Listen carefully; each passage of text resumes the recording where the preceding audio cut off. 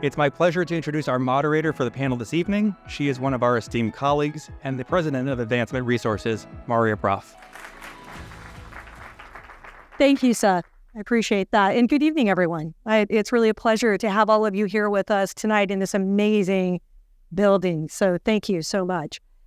I have the pleasure and the honor of introducing our four panelists here this evening. And I promise I'm going to try to keep this short. But when you are working with people this accomplished, it's really challenging. But I'll do my best. So I'll keep this relatively short. I'm going to start with our representatives for academic and university leadership. So our very first panelist is Dr. Elizabeth G. Laboa, Provost and Vice President of Academic Affairs at Southern Methodist University, where she has served since July of 2020. Prior to SMU, Laboa was the Dean of University of Missouri's College of Engineering and Ketchum Professor of Engineering. She was later named as Mizzou's inaugural Vice Chancellor for Strategic Partnerships. As one of the co-leaders, she was instrumental in the largest capital research project ever undertaken at the University of Missouri, the $221 million Next Gen Precision Health Institute. For this project, she worked to bring together the assets of 5 MU colleges: agriculture, food and natural resources, arts and sciences, engineering, medicine, and veterinary medicine, in partnership with Truman VA Hospital, the MU Research Reactor, and MU Healthcare. Provost Laboa received both her PhD in mechanical engineering and her master's degree in biomechanical engineering from Stanford University, and earned her bachelor's degree in mechanical engineering from UC Davis. Please join me in welcoming Provost Laboa to our panel. Our next esteemed panelist is Dr. Stephen J. Toope, President and CEO of the Canadian Institute for Advanced Research, where he was appointed in November of 2022. Previously, he served as the 346th Vice Chancellor of the University of Cambridge, the first non-UK national ever to hold the post. Prior to Cambridge, he was director of the Munk School of Global Affairs at the University of Toronto, president of the University of British Columbia, president of Pierre Elliott Trudeau Foundation, and dean of law at McGill University. At UBC, he led 2 big strategic initiatives, one focused on Aboriginal, or what we would now call Indigenous programming, and the other on sustainability. He also spearheaded a £500 million student support initiative and the ambitious climate initiative Cambridge Zero at University of Cambridge. A graduate in history and literature from Harvard and civil law and common law from McGill, Dr. Toope went on to complete a PhD in international law at Trinity College, Cambridge. Please join me in welcoming Dr. Toope to the panel.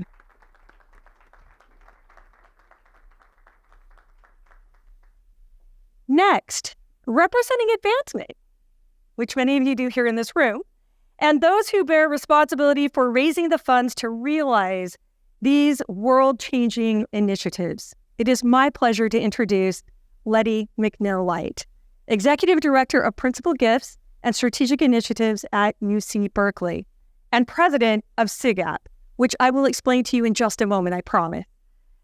Letty McNeil-Light, she is a leader in transformational higher education philanthropic partnerships, often in the form of cross-cutting multidisciplinary initiatives. At UC Berkeley, Letty and her team collaborate with a wide range of academic and program leaders and work with the world's leading philanthropists to achieve their vision through partnerships with the university. Over the last 20 plus years, Letty has led philanthropic development efforts at Cornell University, UCLA, and now UC Berkeley. She is also president of SIGAP, as I mentioned before, which is the Strategic Initiatives Group for Advancement Professionals. SIGAP is a global community of fundraising executives dedicated to securing transformational support for large-scale institutional priorities and interdisciplinary initiatives. She is also chairman of the Headland Center for the Arts. Please join me in welcoming Letty.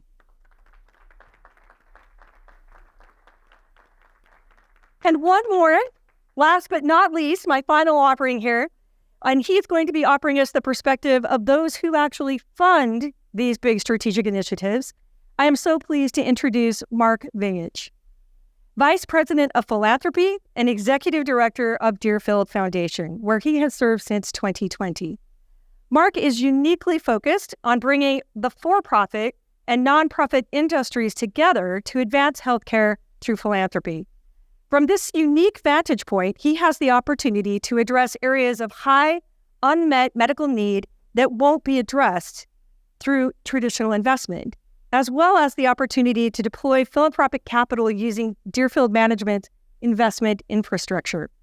He also serves as the president of Advancement Health Network, which partners with industry and philanthropists in areas where leveraging the Deerfield ecosystem can solve healthcare challenges in a more effective and efficient manner. Mark also partners with philanthropists and foundations, advising on where to deploy their investments to make the most meaningful impact to bring cures directly to patients. Before Deerfield, Mark worked in academic medicine at the University of Michigan and most recently as Vice Provost of External Affairs at Weill Cornell. Please join me in welcoming Mark to our panel.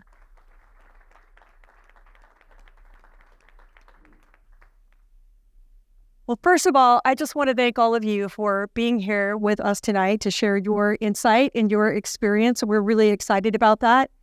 I also want to let all of you know before I start that I have asked permission and I will be referring to everyone by their first name.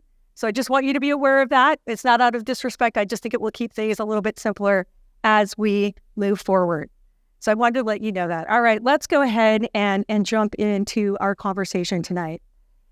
Over the past decade, all of us have seen increasing numbers of headlines celebrating those multi-million and multi-billion-dollar philanthropic investments, and a growing interest from universities, healthcare, and research institutions in attracting and leveraging those kinds of contributions, specifically to solve big world problems through cross-disciplinary and strategic initiatives.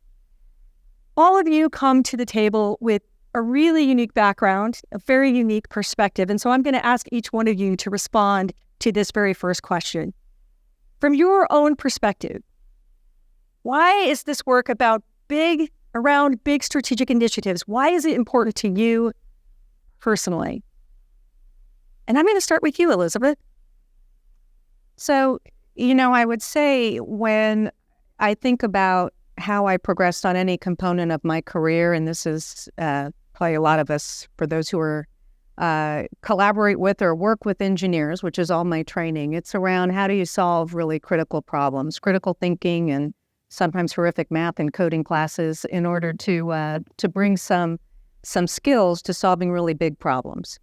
And at the end of the day, when you dig into that deeply, what you find out is you don't do that in isolation. In order to really think about the issues that are facing society when it comes to these critical healthcare needs, climate, whatever the case might be, the sum of the whole is much greater than the parts, and you need interdisciplinary, multidisciplinary approaches to really come to solutions. And I think, like I said, for me personally, it's embedded in who I am. I really like to break down walls and bring people together. I was the first external hire into a joint department of biomedical engineering years and years ago between multiple schools. And I think understanding what it takes to really solve critical problems is that understanding of multidisciplinary and interdisciplinarity, and arriving at that joy that innovation lies at the intersections. And that's what is so critical and meaningful to me. It sounds like collaboration is in your blood. It's in my blood. All right. My DNA. Stephen, I'm going to go to you next. Well, I would certainly echo everything that Elizabeth has said, because you can't look at the world today and imagine how it might be a better place without understanding that that's not going to happen with individual disciplines doing the traditional methodologies of research. It just isn't going to work. And I think it probably hasn't worked, frankly, for quite a long time now. But the other, perhaps more positive way of thinking about it is the moment of opportunity. We know that there's this huge intergenerational wealth transfer that's taking place. We know that there are massive accumulations of wealth concentrated, and that in and of itself is something that we might want to think about from an interdisciplinary perspective. But let's make the most of that. Let's actually use those great pools of wealth to actually begin to address some of these gigantic challenges that the world faces. And we can only do that with collaboration. And I'd go a step further to say it's creating the scale that allows further collaboration across geographies. Because I want to say that one of the things that really strikes me here is that even doing this within single institutions, even great, big, wonderful gifts that allow for extraordinary institutes, et cetera, to be created in a cross-disciplinary fashion, even that is not going to be enough in the longer term. We've got to find the scale that allows those groups to work with other groups that are comparable in other institutions in other parts of the world. And I think that's what really excites me as someone who's an international lawyer about what the opportunity looks like if we can get the scale right. That's big thinking. Scale. Thinking about global, bringing people together on a global scale. I love that. Thank you. Letty, you're next. So I promise we didn't script this, but to build on what Cedar was just offering in the sequence here, many people who know me have heard me say this many times. It's not about the money, at least not primarily. I believe fundamentally that there is enough to go around. And so if you could just put that aside, it's about the opportunity, it's about the possibility, it's about what we can do together. It's about what we can do if we put aside competitive thinking and put together collaborative thinking. You asked about like personal connection to all of this, and I have experienced firsthand what philanthropy can do.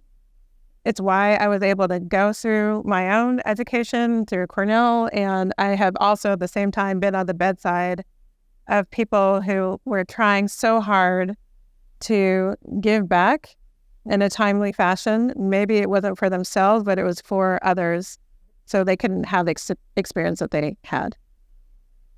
And we want to be able to do those things, again, at scale. How do you have those important anecdotal experiences? How do you replicate that in a magnitude that is important and fast enough to have the impact that is going to prevent what we want and to accelerate what we do want, and, going into the affirmative. So I just believe so deeply, personally, that I am here. I show up in everything that I do to activate as much philanthropy in my lifetime as possible, which means that it's not just about me and my own individual contributions, but what we all can do as a collective, as individuals, as institutions, and as a global community. Beautiful. And I promise I did not throw all of those advancement resources pieces in there. Like, it's not about the money, it's about the meaning, and it's not about me. She just did it all on her own. So thank you very much. It was beautiful. Mark, you get the final word on this one. Great. And I love the word activate philanthropy. I think that says a lot. For me, I think I've always been a bit of a problem solver, even just as a kid, whether it's friends in a relationship who have problems with each other or just big problems that you see or you try to solve at school. I love working in teams. So when I think of big, grand challenges that exist as a world, I've been fortunate enough to work at some amazing places that are in a position to address big problems. And I think just through my own journey and some of those experiences, I've been in a position to find people who are in a position philanthropically to invest in trying to solve for those problems. I think that journey in my life has just naturally kind of brought me to this place to be able to do something about it. And I think personally, I admire greatly healthcare. And I think I've always wanted to get involved in healthcare since a young kid. And I think my own personal journey as a child who was born with a bunch of congenital heart defects, I've been on this personal journey as well. And it's been a way to kind of apply this personal journey to a career that's really motivated me to do something about it. And now I'm in such a unique position being here in Deerfield and being part of the philanthropic world that we're all in, to be able to try to bring people together, make a real difference, and solve some incredibly challenging problems that are out there. Thank you. Thank you for sharing such personal information as well. I really love that. Thank you to all of you for sharing that personal perspective. You are not off the hot seat quite yet. So I have another question for you, because you sit in a really rare seat as somebody who once raised money for University of Michigan Medicine, but now gets to make decisions about where Deerfield is going to invest their philanthropic dollars. So I'm curious, what do you now know about what high net worth individuals and visionary foundations are looking for in their opportunities that you wish you had known years ago in your career? You know, I think what I've realized the most is how hard it is to give away money. I mean, I've always heard philanthropists say that, but I thought, really, I mean, you've got all this money, how hard could it be?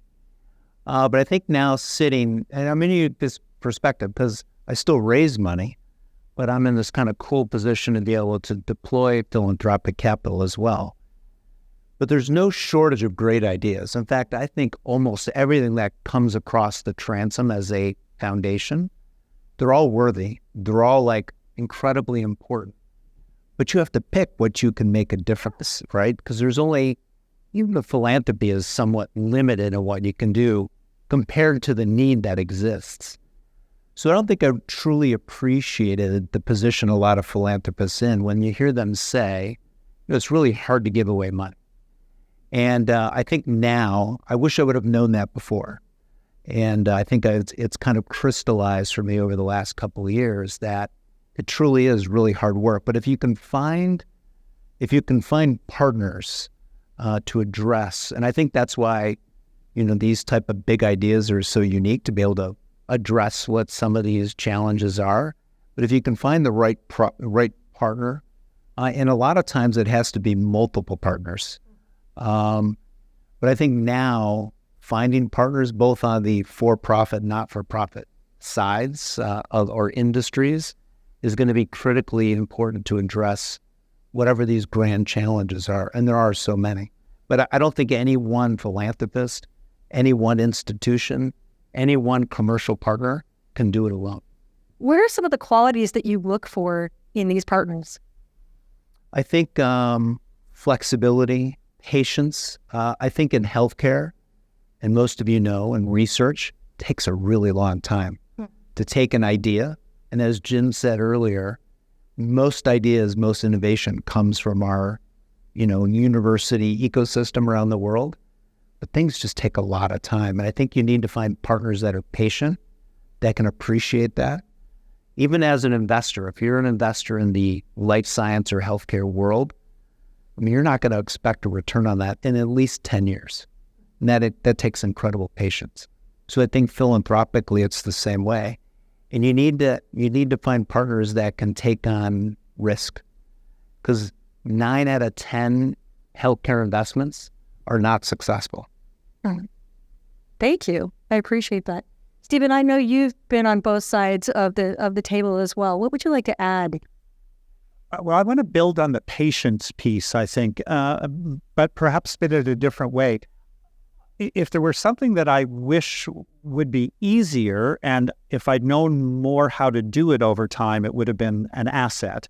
It is not thinking of big ideas only as challenges or problems, but also thinking of big ideas as things out there on the horizon that we should be thinking about that are going to require a lot of patience, and we should be investing now.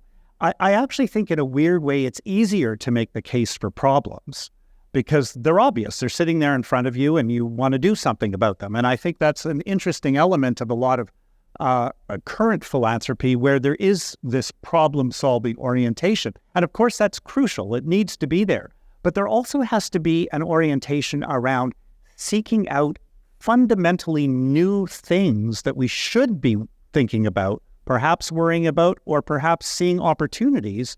And I think we have a harder time actually articulating those as opposed to simply thinking of big ideas as problems that have to be solved. I like that. I saw you nodding your head down there, Elizabeth. Do you want to say a few words on this one too?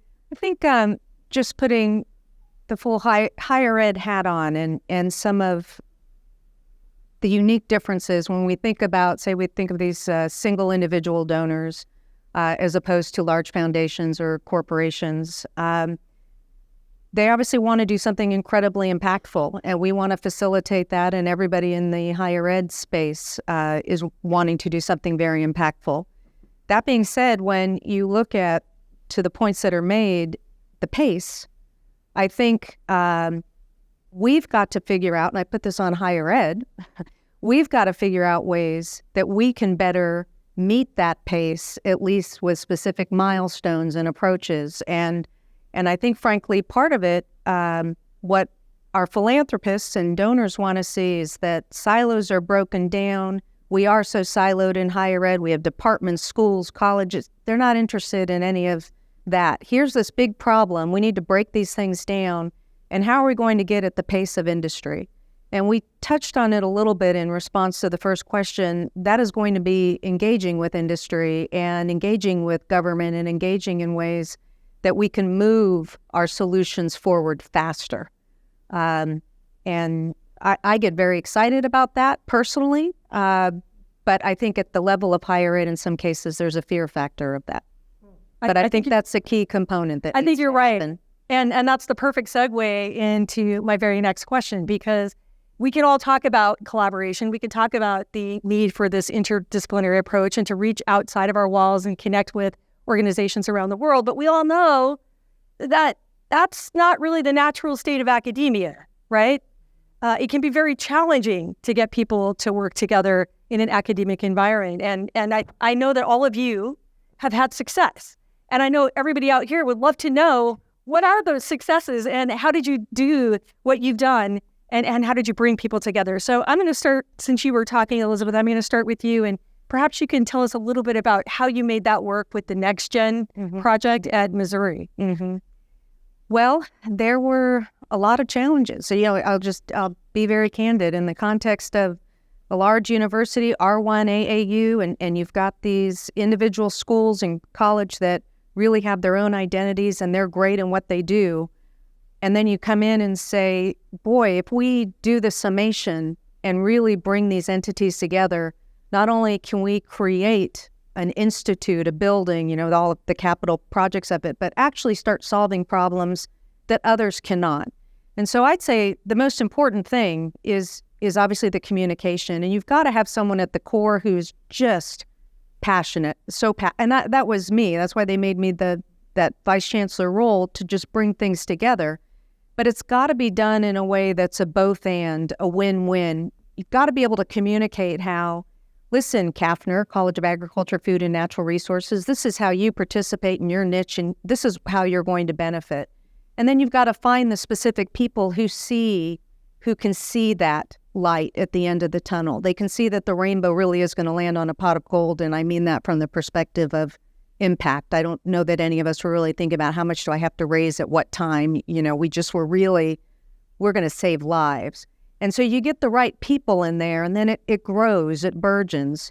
But you do have to have someone who's very passionate about it, and then you do have to get administration. I mean, I was at a dean level then. I was one of the colleges. Your president, your chancellor, they got to see that and really drive it as well. But it's about the key people at the table and sharing that vision in a way that the institution can see how it is uniquely situated for these partnerships, right? The Mizzou didn't do it alone. We had the government become involved. We got the senator really excited about it. So you've got to have that communication. And when people are scared, right, because they feel my little silos, I'm going to get negatively impacted in some way, you got to do everything you can to bring them along, but not everybody's going to come along. And then you've got to bring the people who are coming along and move full steam ahead. So when you said we have to find the right people, were you able to find the right people already existing in the organization? Or in some cases, did you have to go out and find people and bring into the organization? We had to find some people and bring them in, and some were there and some had to be brought in. Beautiful. Yeah. So that was part of the work, is figuring out who do we have that we already have in place, and where do we have to go out and find some additional people who can share this vision with us. Right. So I'm curious, Stephen, because you had a lot of success with the sustainability initiative at UBC. How was your approach similar or different to what you heard Elizabeth talk about? Well, first off, I should say that initiative was so long ago that it was really before we got into these really mega gifts. And I wish we had had that opportunity then, but we really didn't. But what was different there, what you've described was exactly my experience at Cambridge, I would say, in trying to develop a new initiative. It was really about getting the right leadership in place and then doing everything possible to reassure people that they were going to potentially win in this collaboration and not lose.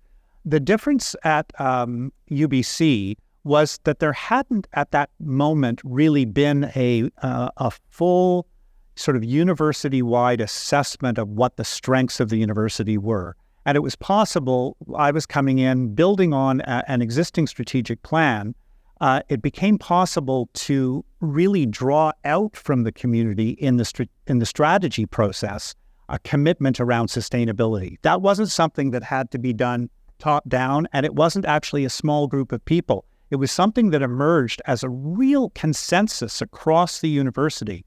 And that was a very different experience, and that actually enabled relatively quick movement because there were so many people who saw this as a clear institutional priority that they would want to be part of.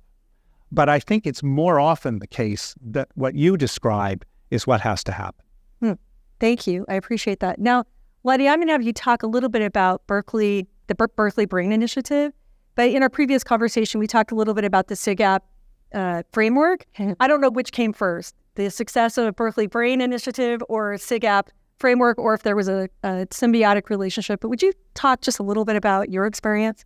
Sure. And I will start off by referencing something that Mark was talking about in terms of partnership. I think one of the fundamental elements of what that means to be a partner is to tell the truth. And when you're in a position where you are seeking, you are charged with yielding a certain kind of outcome, you can give a little bit of a biased story, but the philanthropists that are really sophisticated, which are the ones that we are talking about here and that we work with, they can tell when you're telling the truth, and they especially respect when you are.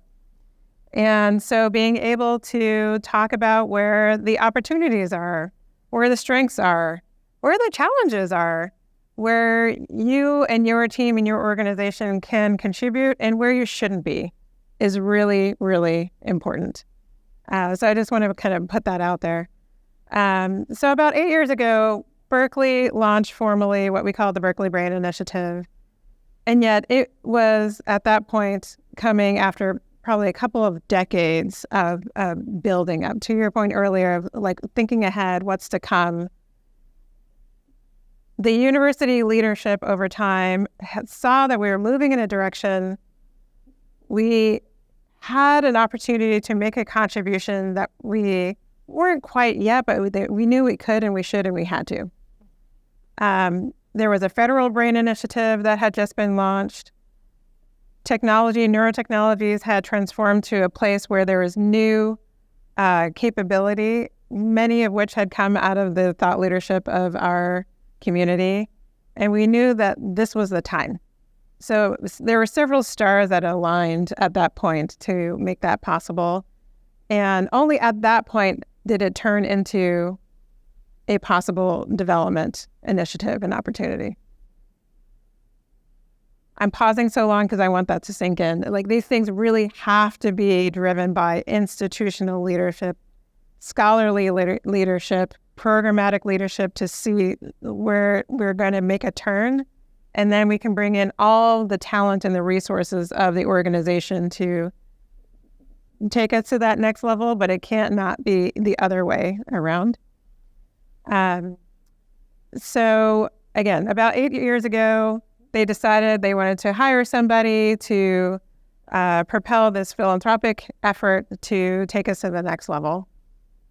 And that was a great experiment for the university. It was the first time going in the direction of a grand societal challenge versus the kind of traditional model of alumni or other affiliated-based philanthropy. And that person ended up being me. And I arrived with a number, $100 million, and a list. And one did not add up to the other. And I had to do a deeply uncomfortable thing, which is to put all of that aside and start fresh to really do significant planning. The ideation was there, the leadership was there, the enthusiasm was there, internal investment had been made too, but we still hadn't quite gotten to the place of thorough planning of like, well, what is it? So I had the really wonderful and unique experience of working hand in hand with our head of neuroscience, our vice chancellor of research, our provost, and our chancellor to do that real planning for about a 9-month period to develop that. We started to see some success in that. We started taking on some other initiatives. You may have heard of CRISPR and Jennifer Doudna, who's at Berkeley. So working in a genomic space and computing in data science, some climate efforts and others. And we now have a formalized practice at the university of launching these kind of big scale, grand challenge, societally oriented initiatives. For the neurosciences, we've raised more than $210 million for that. Genomics, more than $270, yada, yada, yada. I don't typically talk about numbers. Again, it's not about the money. It's about what is made possible. It's about the outcomes. It's about the talent, and it's about what's possible. And I'm just so excited about what has happened. The next gen 7T MRI technology that has happened on the campus that would not have happened otherwise, and now we can see things in fidelity in a way we absolutely could not have done just a short time ago. We have completely new kinds of and very diverse scholarly talent that is leading the way in ways that weren't there a very short time ago. So I share all this just as a small anecdote of inspiration that it's possible. It's there's no roadmap necessarily yet, but we're hoping to at least develop things like the framework, the considerations of what is the leadership, how they're going to be supported, what is the financial model, how is this going to be sustained, what are the incentive structures for the academic community and for the advancement community, and how is that all going to be cultivated for a sustained period of time to allow for success. But that was hard-earned out of actually getting in, doing the work, and figuring out what was going to work and what wasn't going to work. Yeah, the SIGEP framework is our ideal based on a lot of hard lessons learned, right? From all the bad learning happens. So we are a community from many, many, many universities across the North America and more so globally in the last few years. It's from our I think best practices is still too early to say, but from wins and challenges that we've been able to develop this framework. Excellent. Now, Mark, you've worn so many different hats. I don't even know which angle to ask you this question from. But as you've been sitting here listening to this, what are some of the successes that you have experienced? Anything you want to add to this conversation? Yeah, other than what I think Letty just outlined, when I was at Michigan, we had a program. They still have a program. It's what I learned. It's like really hard work, right? Getting leadership to align. When you talk about different schools, colleges, unit, each have their own leadership. Each have their own bucket of money that they use. Even within a medical school, the departments all have their own financial obligations. So each of those leaders comes at it through a different mindset. And I think that's where university leadership makes such a big important distinction, because getting that buy-in and that acceptance at the very highest level is so incredibly important. But I think, to your point, I think you learn more from what doesn't work and what path not to go down. And I think that's why this organization, which I was fortunate to be part of, maybe the first couple of annual meetings that you had. But it's, I think the lessons learned, to Letty's point, is what's most important. Well, since that's the most important, maybe that's where we should go next. So let's talk a little bit about some of the lessons that you've learned and some of the challenges that you faced. And I know Letty actually said to me in a previous conversation, I want to talk about the failures. That's really, really important. So Letty, I'm going to start with you. Do you want to talk about a few of the challenges? Sure. So if the SIGAP framework is the ideal, that means there's some other version of it that has transpired, right? So speaking of leadership, it has been my experience that, and I know this is not true for everyone, but it's been in my experience that having a singular university leader say, we're doing this, is not enough. There needs to be a community that wants it for themselves, for these things to be successful. They are too hard to be just handed down like that. There needs to be singular identified leaders for these things. I've seen distributed models, or we'll just let these smattering of deans figure it out together. And that is a equation for hurt or moving too slow or not at all. Agreed. And for those who are identified to be the leaders, they need to be there for the right reasons. They need to be there for the impact and the goal versus for themselves. They need to be there because they want to be there for everyone else and to support everyone else. And they need to be there in a way that they are supported to do all of those things, which requires resources for them. So I know I'm giving the kind of affirmative version, like answer to your question, is because I've seen the other versions of it in reality. There are more elements in that, but those are like some of the primary considerations. Thank you. And I'm sure we're not done yet. So, Stephen, I know you're going to want to add to this. Well, I agree with absolutely everything Letty said. I would, in a more pointed way, say one of the things that you have to avoid is egotists. You said it nicely. I'll say it less nicely. And there are a lot of them in universities, let's be honest, for good reason. People are socialized into individual success.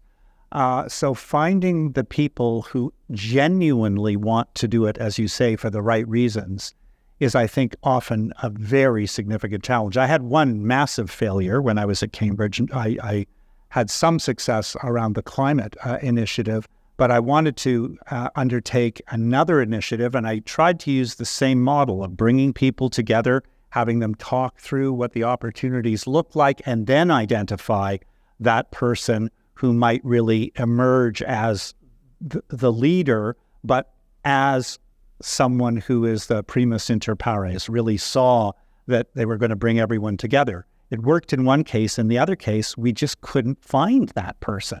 They literally didn't step up because there was too much individual ego. And so that whole other initiative really got nowhere. I'm sad to say it was in the health space. So very frustrating in that respect.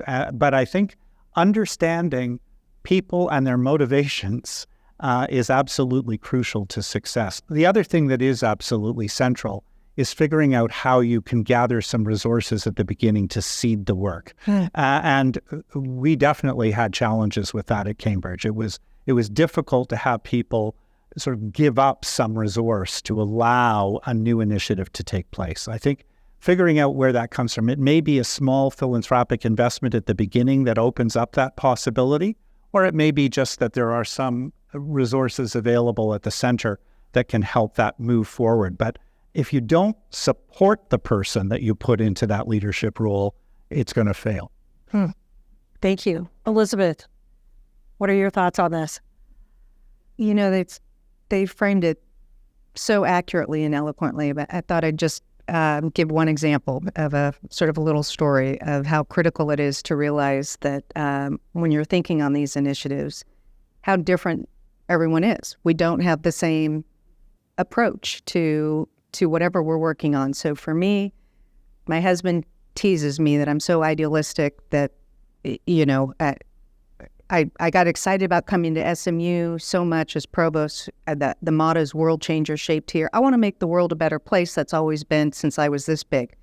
So I'll give this example that led me into all my excitement about NextGen Precision Health Institute. We have 5 kids, and one of our daughters came home from a Y camp and had a MRSA sore that socially transmissible, you can get easily. So And I had a very active research lab at the time, and I expanded my work from mechanobiology into smart biomaterials and all these things, created this really cool bandage, degrades in situ, all these things. My husband's like, he's a businessman. He's like, oh my God, we got to patent this, da-da-da. I was like, sure, go get it patent. But of course, I published everything as quickly as I could because I thought, my gosh, this is the way we can really move things forward.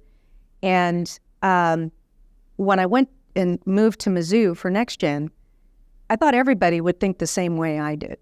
That I went there and I thought, oh my gosh, when you look at this university and these 5 schools and it has the healthcare and it has the Veterans Hospital and it has all that, nobody else can do this, and we can do really incredible work here that nobody else can.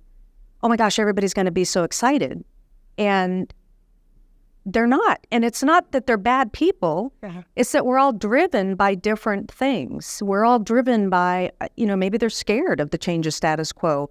Maybe academia in our training rewarding siloed behavior and sole PIs, and if you're first author, you're the best.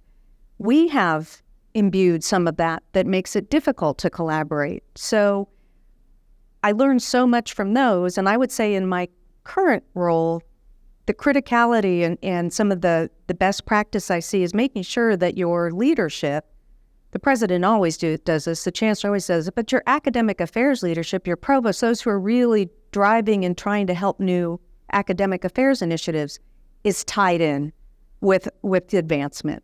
So, I'm so fortunate, our Vice President, Brad Cheeves, he and I meet regularly. We collaborate. I say, here's where we're going. What do you think? And I think we've got some great philanthropy coming this way. I'm like, oh my gosh, yes, that could go right in line here. And we need to be thinking that way. We need to be thinking that way and working collaboratively. But the big failures, I think they really laid it out. Not everybody's the same, and we've got to make it a both and, a win-win, and realize that we've got to have the right people at the table. And those who are not bad people. They're just not driven by the same agenda or the same mission. And so just making sure we've got the right people at the So there's a bit of human psychology that goes into this. like engineering training. Really there you go. That. No. Yeah. and in addition to that, I think looking at incentives, and I know, Letty, we've had some conversation about that as well, looking at the incentives and how we incentivize our academic partners probably does play a part in whether or not they want to collaborate. So that's probably something we should all consider and take a look at. I saw a lot of heads nodding. Yeah, Mark. If you think about just that thinking about incentives, what Letty said, and Stephen as well, at its core in academia and faculty, there's this publisher-perish mentality. And when you think about if you're a faculty member or even a newer faculty member, you're striving to get tenure. So if you're striving to get tenure, what are the metrics that you're evaluated on to get there? And I think there's a lot of innovation happening in this space, but it's like your publishing, your grants, your things that aren't necessarily related to a lot of this strategic initiative work. I think having a mind shift how you reward faculty, incentivize them to embrace this kind of new culture, I think will be huge. I think that's the difference maker, especially around innovation. How much, are you disclosing your inventions, your discovery? Are you protecting it? Are you working with a technology licensing office, whatever it is, that there's more than just how much you publish and how many grants you secure? I think there has to be a part of that conversation. Structure of the academy. The most innovative people at times are our junior faculty, right? And I've been in the room when we've said they would be great to lead those, but they need to get tenure. Like, we can't disrupt their being on that path so they can do this one. And at the same time, the incentives, I know you talked about, collaboration across being challenging. That's, at the individual faculty member, that's not true. They collaborate all the time. It's when you get into organizational collaborations, and we're still talking within an organization, this unit to that unit to that unit, let alone this university to that university, to that nonprofit, to that corporation. That's where things get really complex, because there are different cultures, there are different incentives, The incentives for individual faculty, the incentives for deans, the incentives for university leaders are all different. And you have to understand all of them and how you can stitch them together. Beautifully said. Well, I'm getting the high sign from the back of the room that we're getting close to the end of our time. So what I'd like to do is just go through and give each of you a chance to just give one last word of advice to those in the room who are either heading down this path and wondering why and whether they should continue, or are maybe hesitant to embrace this idea and follow their dreams and chase these big strategic initiatives. So, Mark, I'm actually going to start with you and we'll just work down the path. What would you say? No pressure. Well, I would say you're all working in this space today. Just keep it up, right? This is I think you all know the business of philanthropy is a relationship business. The business of working with commercial and investment partners is a relationship business. But there are a lot of innovation happening at all of the universities. I think you've already embraced that. You need to find the partners that you can sell that vision to. And I'm not just talking about philanthropists, but industry and investment partners too. And it's hard work, as I said earlier, but just keep it up and stay in touch. I would love to hear from all of you as things progress. Thank you. Letty? So I was about to say that this is where philanthropists are going, but I realize and edit, this is where philanthropists are. They are there, and this is where they have already been for some time.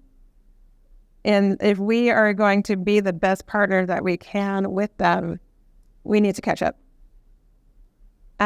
We need to think about how we can be thought partners together and how we can be innovators together and shed as much as we can for these institutions that are hundreds of years old, some of the colloquialisms of them so that we can make impact like immediately and for the sustained long term as well. And it's possible. I've seen it firsthand, and it's magical and wonderful, and you all can do it. Thank you. Stephen? I want to go back to something Elizabeth said, which is that the lead here really has to be, and you said as well, Letty, the lead here has to be academic. So there has to be a passion to act, to do something, to solve a problem, to discover something new, to pull together ideas that haven't been brought together before.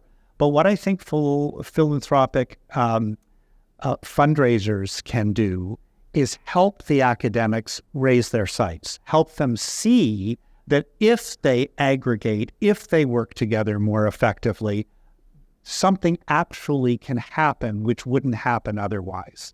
And so it's that partnership that is, I think, so crucial. You can't have fundraisers leading this, but fundraisers can help people understand where the opportunity is. And then it really is a question of ratcheting each other up, as I think you were describing, Letty, just, seeing the possibility, building the opportunity, seeing a greater possibility, building the next level. But that's something that takes time, and it is a fundamental shift for a lot of our colleagues within universities. But it's great when it happens, as you said. Thank you. Elizabeth? So taking the question as yes or no to collaborating in multidisciplinary approaches to solving grand challenges, I'm a pretty binary answer. It's a definite yes. And if your institution's not doing it, I think you're already, the institution's falling behind or is behind. I haven't been at a place that's not thinking and working in that way, for years and years and years.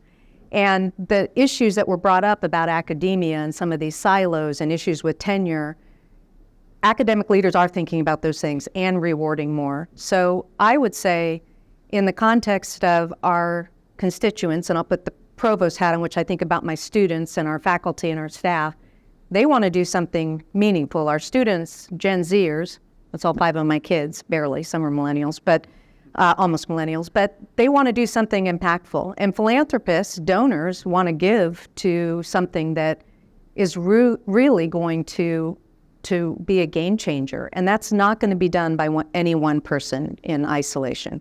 I don't think, not for the challenges we're facing as a society. So again, the sum, the whole really is greater than the sum of the parts, and just got to have the right people in the room to really move things forward. But it's a yes, yes, yes for me. We need to bring these great teams together. So it's worth it. It's worth it. It's completely worth it. It's so fulfilling. It's so fulfilling when you get to that pot at the end of the rainbow, Thank you. Wow, thank you so much for a great conversation.